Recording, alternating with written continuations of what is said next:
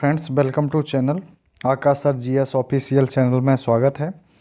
आज की यह दूसरी प्रमुख क्लास है। इससे पहले प्रथम क्लास को कंप्लीट कर लिया गया है, जबकि यह क्लास का मुख्य उद्देश्य यही है कि जो आगामी एग्ज़ाम है UPSI, UP police, UP home guard व लेखपाल में जो आने वाले प्रश्न हैं उनको कवर कराना है। जबकि इसी संडे को इनकी मैराथन क्लास का आयोजन किया जा रहा है, जिसमें उत्तर प्रदेश मतलब जो संविधान है, संविधान को एक साथ कवर कराया जाएगा इनकी, जिसमें एक साथ 32 टॉपिक्स इनकी 32 टॉपिक्स समाप्त किए जाएंगे, याद रखिएगा। तो क्लास है जिसमें एक ही बार 32 टॉपिक समाप्त होंगे। क्लास का उद्देश्य क्या होगा? UPSI, UP police, UP home guard, लेखपाल में आने वाले प्रश्नों को एक ही क्लास में समाप्त करना। तो देखते हैं, प्रथम प्रश्न है, उसमें पूछा गया है कि उत्तर प्रदेश में सर्वाधिक स्लम आबादी है। जो ऑप्शन दिए गए हैं वह क्या है? तो मेरठ, आगरा, बलिया, सोनभद्र। तो सबसे पहली बात याद ये रखनी है कि स्लम आबादी मतलब किसे कहते हैं। तो स्लम आबादी का सीधा सा मतलब है कि ऐसे लोग जो झोपड़ियों में निवास कर रहे हैं। तो पहली बात तो यह याद रखनी है कि ऐसे लोग जो झोपड़ियों में निवास कर रहे हैं उनको क्या कहा जाता है? स्लम आबादी में शामिल किया जाता है। तो यहाँ से मुख्य बात यह याद रखनी है कि ऑप्शन यहाँ मेरठ, आगरा, बलिया, सोनभद्र दिया गया है, जिसमें सर्वाधिक जो आबादी है वो कहाँ पर देखने को मिलती है? उत्तर प्रदेश में स्लम आबादी मेरठ में। किस ज़िले में देखने को मिलती है? मेरठ में देखने को मिलती है। जबकि देखा जाए कि एशिया में देखा जाए सर्वाधिक जो स्लम है, एशिया में सर्वाधिक जो स्लम आबादी है, सर्वाधिक स्लम आबादी वह कहाँ पर है? तो वह जगह का नाम है धारावी, मुंबई। उस जगह का नाम क्या है? धारावी, मुंबई। याद रखिएगा, धारावी, मुंबई में एशिया में सर्वाधिक स्लम अपने भारत में धारावी, मुंबई में, उत्तर प्रदेश में मेरठ में। जबकि अपना जो उत्तर प्रदेश है उसका स्लम आबादी में चौथा स्थान है, मतलब 4th रैंक पर अपना यूपी आता है। इसको भी याद रखिएगा। जबकि जो यहाँ पर नेक्स्ट ऑप्शन है, यानी कि सोनभद्र के बारे में मैं बता चुका हूँ पहली क्लास में कि यहाँ से याद रखिएगा कि सर्वाधिक वन पूछता है पेपर में कि सर्वाधिक वन किस राज्य में है? तो सोनभद्र। सर्वाधिक जनजाति किस राज्य में है? सोनभद्र। जबकि सर्वाधिक ऐसा कौन सा जिला है जो सर्वाधिक राज्यों को सीमा लगती है? तो सोनभद्र। जबकि गोविंद बल्लभ पंत सागर कृत्रिम झील भी कहाँ पर देखने को मिलती है? सोनभद्र। ये पॉइंट याद रखे जा सकते हैं। जबकि उत्तर प्रदेश का जो पूर्वी जिला कौन सा है वह कौन सा है? बलिया। याद रखिएगा। आगे बढ़ते हैं नेक्स्ट प्रश्न की ओर। तो अगला प्रश्न है कि उत्तर प्रदेश में जो शिशु लिंगानुपात है वह कितना है? उत्तर प्रदेश में जो शिशु लिंगानुपात है वह कितना है? तो ऑप्शन है 912, 902, 907, 951। तो इसका सही उत्तर क्या होगा? तो याद रखिएगा, इसका सही उत्तर होगा 902। उत्तर क्या होगा सही? 902 होगा। जबकि अगर पूछता है कि उत्तर प्रदेश में जो कुल लिंगानुपात है, उत्तर प्रदेश में कुल लिंगानुपात कितना है, कि वह कितना होगा? 912 होगा। जबकि 902 क्या होगा? शिशु लिंगानुपात होगा। 907 पूछा जाएगा तो याद रखिएगा जो शेड्यूल कास्ट है, इनकी एससी की बात की जाती है, शेड्यूल कास्ट की बात की जाती है, उसका लिंगानुपात कितना है? 907। जबकि एसटी का लिंगानुपात, शेड्यूल ट्राइब का जो लिंगानुपात है वह कितना है? तो 951 है। जबकि लिंगानुपात होता क्या है? तो इसमें क्या होता है, 1000 की संख्या पर यानी कि महिलाओं की संख्या का आकलन किया जाता है, जो हम कह सकते हैं 912 उत्तर प्रदेश में है। इसको याद रखिएगा। तो आगे बढ़ते हैं। नेक्स्ट प्रश्न क्या कहता है कि उत्तर प्रदेश का पश्चिमी जिला पूछा गया है कि उत्तर प्रदेश का जो पश्चिमी जिला है वह कौन सा है? तो ऑप्शन क्या दिए गए हैं? ऑप्शन दिया गया है बलिया, शामली, सहारनपुर, सोनभद्र। तो याद रखिएगा कि जो इसका सही उत्तर क्या होगा, कि इसका जो सही उत्तर होगा वह याद रखिएगा शामली। सही उत्तर क्या होगा? शामली। जबकि देखा जाए कि पूर्वी जिला कौन सा है, तो पूर्वी जिला होगा बलिया। उत्तर प्रदेश का जो पूर्वी जिला है वह कौन सा होगा? बलिया होगा। पश्चिमी जिला कौन सा हो जाएगा? पश्चिमी शामली हो जाएगा। जबकि उत्तरी जिला पूछेगा तो उत्तरी जिला हो जाएगा सहारनपुर हो जाएगा। जबकि दक्षिणी जिला हो जाएगा सोनभद्र। दक्षिणी जिला हो जाएगा सोनभद्र। यहाँ से जो पेपर में प्रश्न पूछे जाते हैं तो यहाँ से याद रखिएगा कि सोनभद्र एक ऐसा जिला है जिसकी सीमा 4 राज्यों से लगी है, जबकि सहारनपुर एक ऐसा जिला है जिसकी सीमा 3 राज्यों से लगी है। पूछा गया है कि ऐसा कौन सा जिला है उत्तर प्रदेश में जिसकी साक्षरता सर्वाधिक है। ऑप्शन है नोएडा, श्रावस्ती, कानपुर, इटावा। तो साक्षरता में प्रथम जिला पूछा गया है।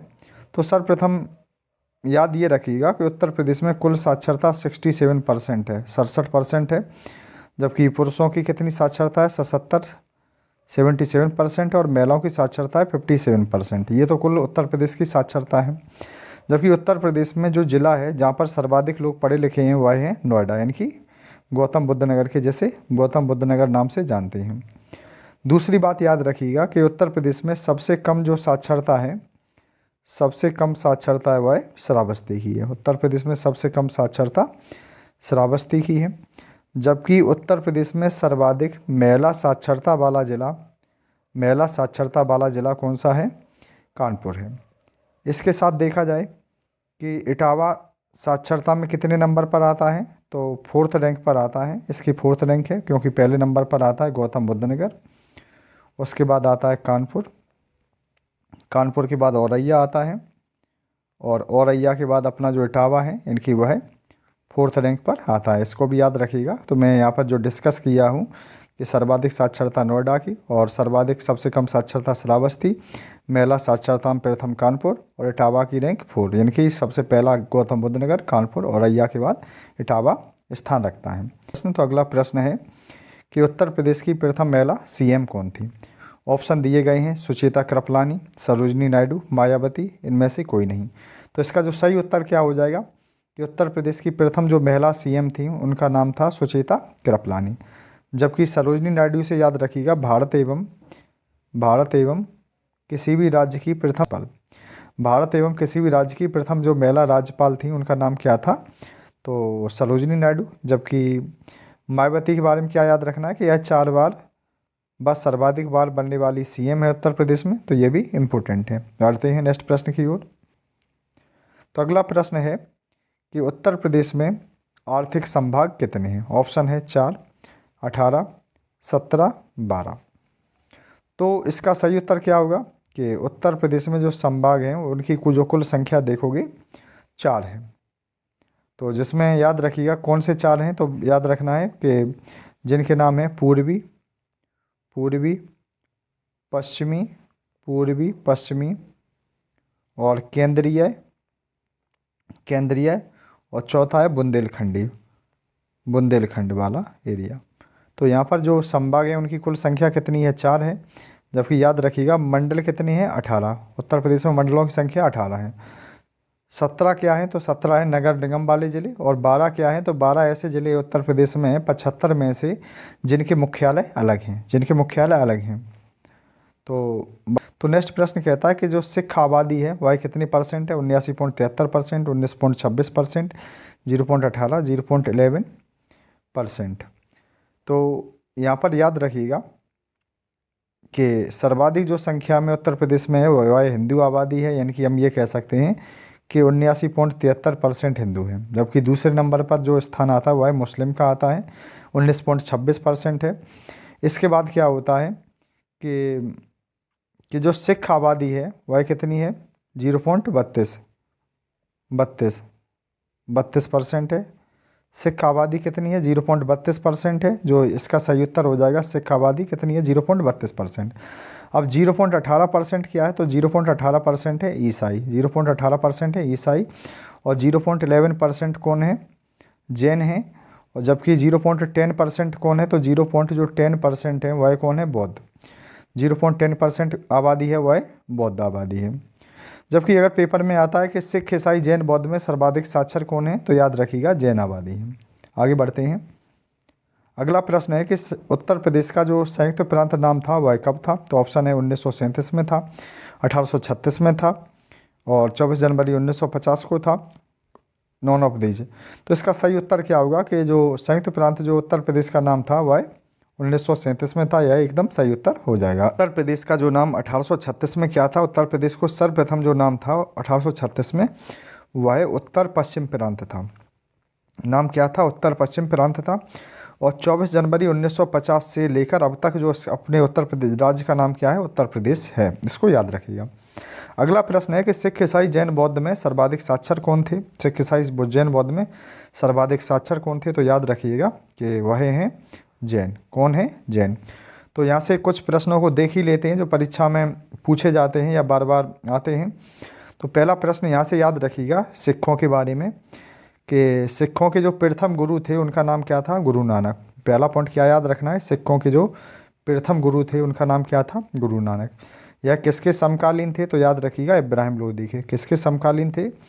तो इब्राहिम लोदी के समकालीन थे। जबकि इनके बारे में याद रखिएगा कि इनका जन्म पाकिस्तान में होता है और जबकि डेथ भी पाकिस्तान में होती है। इनके उपलक्ष्य में करतारपुर कॉरिडोर का निर्माण किया गया है। करतारपुर कॉरिडोर का निर्माण किया गया है। इनके पिता का नाम कालूजी मेहता, माता का नाम तृप्ता देवी, पत्नी का नाम सुदक्षिणा था। ये याद रखिएगा।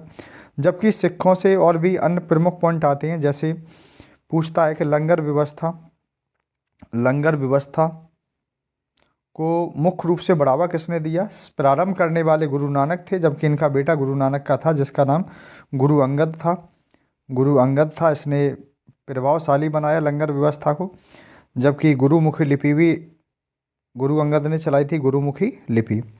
इसके बाद अगला प्रश्न याद रखिएगा यहाँ से कि स्वर्ण मंदिर का निर्माण कराने वाला शासक। स्वर्ण मंदिर का जो अमृतसर पंजाब में है, इसका निर्माण किसने कराया था? गुरु अर्जुन देव ने कराया था। किसने निर्माण कराया था? गुरु अर्जुन देव ने कराया था। ये पॉइंट याद रखिएगा। जबकि अगला प्रश्न जो यहाँ से बनता है कि जैसे पूछता है कि ऐसा कौन सा शासक था जिसने खालसा दल का गठन किया था? खालसा दल 1699। वह कौन थे? सिखों के अंतिम गुरु थे जिनका नाम था गुरु गोबिंद सिंह। नाम क्या था? गुरु गोबिंद सिंह। तो ये प्रमुख पॉइंट हैं जो परीक्षा में बार बार पूछे जाते हैं, तो इनको याद रखिएगा। जबकि ऐसे जो सिख गुरु थे जिनका नाम था गुरु अर्जुन देव, याद रखना है, गुरु अर्जुन देव व गुरु तेग बहादुर। ये ऐसे सिख गुरु थे जिनकी हत्या मुगलों के द्वारा की गई थी। गुरु तेग बहादुर, इनकी हत्या मुगलों के द्वारा की जाती है। ये भी पॉइंट इंपॉर्टेंट होता है, तो याद रखिएगा। तो इसके बाद यहाँ से कुछ अन्य प्रमुख पॉइंट हैं, ये भी याद रखे जा सकते हैं कि बौद्ध धर्म के बारे में कि संस्थापक कौन थे? सिद्धार्थ, मतलब गौतम बुद्ध थे, जिनके बचपन का नाम क्या था? सिद्धार्थ। तो इन्होंने प्रथम उपदेश कहाँ पर दिया था? सारनाथ में दिया था। प्रथम उपदेश कहाँ पर दिया? सारनाथ में दिया। सर्वाधिक उपदेश कहाँ पर दिए? श्रावस्ती में इन्होंने उपदेश दिए। सर्वाधिक उपदेश श्रावस्ती में दिए थे। जबकि इनको ज्ञान की प्राप्ति कहाँ पर होती है? गया में। बिहार का एक ज़िला है गया, जिसमें इन्हें ज्ञान की प्राप्ति होती है। जबकि इनका अंतिम शिष्य कौन था? सुबध। कुशीनगर में जब इनका महापरिनिर्वाण होता है, जन्म तो हुआ था कि कपिलवस्तु लुम्बिनी नेपाल के तराई क्षेत्र में, जबकि महापरिनिर्वाण हुआ था कुशीनगर देवरिया उत्तर प्रदेश में।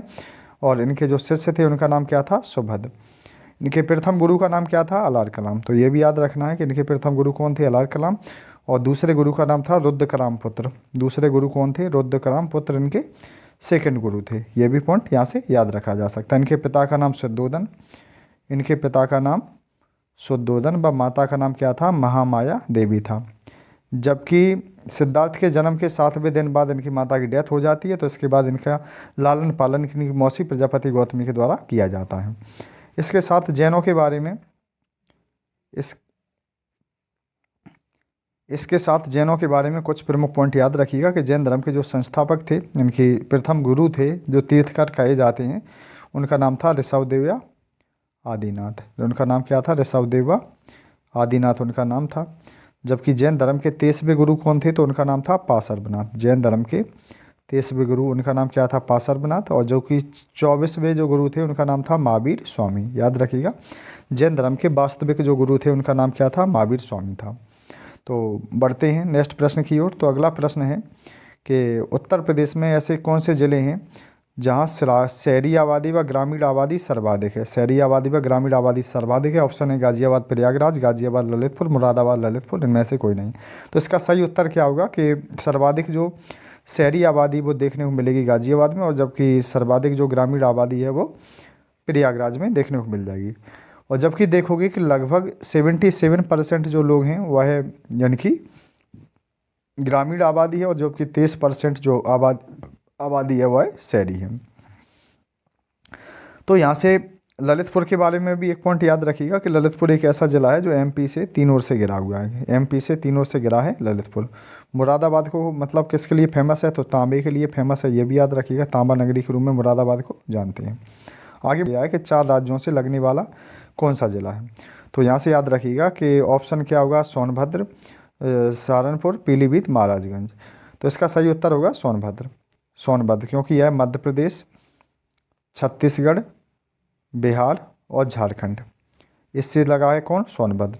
जबकि सहारनपुर एक ऐसा ज़िला है जो हरियाणा, हिमाचल प्रदेश और उत्तराखंड 3 राज्यों से सहारनपुर लगा है। पीलीभीत के बारे में याद रखिएगा, पीलीभीत एक ऐसा ज़िला है जो नेपाल, एक देश नेपाल और एक राज्य उत्तराखंड दोनों से लगा हुआ है। पीलीभीत एक ऐसा ज़िला है जो नेपाल व उत्तराखंड लगा हुआ है, नेपाल व उत्तराखंड से लगता है, जबकि पीलीभीत को छोटा पंजाब के प्रश्न है कि उत्तर प्रदेश की सबसे कम सीमा लगी है। ऑप्शन है हिमाचल प्रदेश, मध्य प्रदेश, हरियाणा, राजस्थान। तो इसका सही उत्तर क्या हो जाएगा, तो इसका सही उत्तर हो जाएगा कि उत्तर प्रदेश की जो सबसे कम सीमा है वह किससे लगी है, हिमाचल प्रदेश से। किससे लगी है, हिमाचल प्रदेश से। केवल लगा है सहारनपुर, केवल क्या लगा हुआ है, सहारनपुर लगा हुआ है। जबकि उत्तर प्रदेश की जो सर्वाधिक सीमा है वह किससे लगी है, मध्य प्रदेश से, क्योंकि उत्तर प्रदेश के कुल 11 ज़िले एमपी से लगे हुए हैं। जबकि हरियाणा की बात की जाएगी तो हरियाणा से कुल 6 ज़िले लगे हुए हैं। जबकि राजस्थान से 2 ज़िले उत्तर प्रदेश के लगे हुए हैं, जिनके नाम है आगरा और मथुरा। कौन से, क्या नाम है, आगरा और मथुरा। और अगला प्रश्न है कि 3 ओर से मध्य प्रदेश से घिरा हुआ जिला कौन सा है, तो ऑप्शन है ललितपुर, सहारनपुर, सोनभद्र, बांदा। तो इसका सही उत्तर क्या हो जाएगा, ललितपुर। ललितपुर एक ऐसा जिला है जो 3 ओर से मध्य प्रदेश से लगा हुआ है। सहारनपुर एक ऐसा जिला है जिसकी सीमा 3 राज्यों से लगती है। जबकि सोनभद्र एक ऐसा जिला है जहाँ सर्वाधिक जनजाति, जहाँ पर सर्वाधिक वन, और जहाँ पर गोविंद बल्लभ पंत सागर कृत्रिम झील, और जहाँ पर 4 राज्यों से सीमा लगी है इस ज़िले की, याद रखिएगा। बांदा के बारे में बात की जाएगी तो बांदा कालिंजर किला याद रखिएगा, कालिंजर किला फेमस है। दूसरी बात, चना की जो फसल है यह है बांदा। आगे बढ़ते हैं नेक्स्ट प्रश्न की ओर। तो अगला प्रश्न है कि राजस्थान से लगने वाले ज़िले कौन से हैं, आगरा मथुरा, आगरा कानपुर, मथुरा अलीगढ़ और नॉन ऑफ दीज। तो सही उत्तर क्या हो जाएगा कि आगरा और जो मथुरा है एक ऐसे ज़िले हैं जो केवल राजस्थान से सीमा साझा करते हैं, यानी कि राजस्थान से कुल उत्तर प्रदेश के 2 ज़िले लगे हुए हैं, आगरा और मथुरा। तो अगला प्रश्न है कि 18वीं विधानसभा में महिला विधायकों की कुल संख्या कितनी है, 47, 52, 55, 40। तो सही ऑप्शन क्या हो जाएगा कि जो विधानसभा है जिसमें देखा जाएगा कि विधानसभा की जो सीटें हैं कितनी हैं, 403 हैं। विधान परिषद की सीटें कितनी हैं, 100 हैं। और लोकसभा की सीटें 80 हैं। और राज्यसभा की जो सीटें हैं वह कितनी है, 31 हैं। तो यहाँ से याद रखना होगा कि 18वीं विधानसभा में जो महिला विधायक हैं उनकी संख्या कितनी है, 47 है। जबकि यहाँ से 106वां संविधान संशोधन भी याद रखिएगा 2023 का। इसका उद्देश्य क्या है, इसका उद्देश्य यही है, नारी शक्ति बंधन बिल, मतलब जो संसद में महिलाओं की सदस्यों की संख्या को बढ़ावा देना है, 33% तक ले जाना है। तो याद रखिएगा। आगे बढ़ते हैं नेक्स्ट प्रश्न की ओर कि पूछा गया है कि स्थानीय स्वशासन का पिता किसे कहते हैं, Lord Ripon, Lord Cornwallis, Lord Dalhousie और नॉन ऑफ दीज। तो इसका सही उत्तर क्या हो जाएगा कि लॉर्ड रिपन सही उत्तर हो जाएगा कि भारत में ऐसा गवर्नर जिसने ग्राम पंचायत को बढ़ावा दिया, जिसका उल्लेख हम कह सकते हैं आर्टिकल 40 में मिलता है। सर्वप्रथम ग्राम पंचायत 2 अक्टूबर 1959 को राजस्थान के नागौर जिले में स्थापित की गई सर्वप्रथम। और समिति का नाम क्या था, बलवंत राय मेहता समिति। इसने सर्वप्रथम स्थापित किया था बलवंत राय मेहता समिति, क्योंकि यही त्रिस्तरीय पंचायत प्रणाली भारत में लेके आती है। लॉर्ड कॉर्नवालिस भी इम्पोर्टेंट इसलिए होता है क्योंकि यह भारत में स्थायी बंदोबस्त लेके आया। स्थायी बंदोबस्त जो प्रणाली है 1793 में यही लेके आया था। दूसरी बात हम कह सकते हैं कि भारत में आज जो सिविल सेवा का आयोजन होता है उसको प्रारंभ भी करने वाला यही था। मतलब सिविल सेवा का जनक कहते हैं, ऐसे ही कहते हैं पुलिस सेवा का जनक। पुलिस सेवा का जनक भी कौन, यही कहलाता है, पुलिस सेवा का जनक भी यही कहलाता है। जबकि रेलवे का जनक पूछा जाए तो लॉर्ड डलहौजी। जबकि 1854 में PWD विभाग की स्थापना भी इसी के द्वारा की जाती है। तो ये प्रमुख पॉइंट है, यहाँ से याद रखिएगा। तो इसके बाद देखते हैं कि आज की जो यह सीरीज़ थी वह कंप्लीट कर ली गई है और अगली क्लास में अगले नेक्स्ट टॉपिक को देखेंगे। अगर यह सीरीज़ पसंद आती है तो चैनल को सब्सक्राइब करें, अपना रिव्यू ज़रूर दें कि क्लास कैसी लगी। धन्यवाद।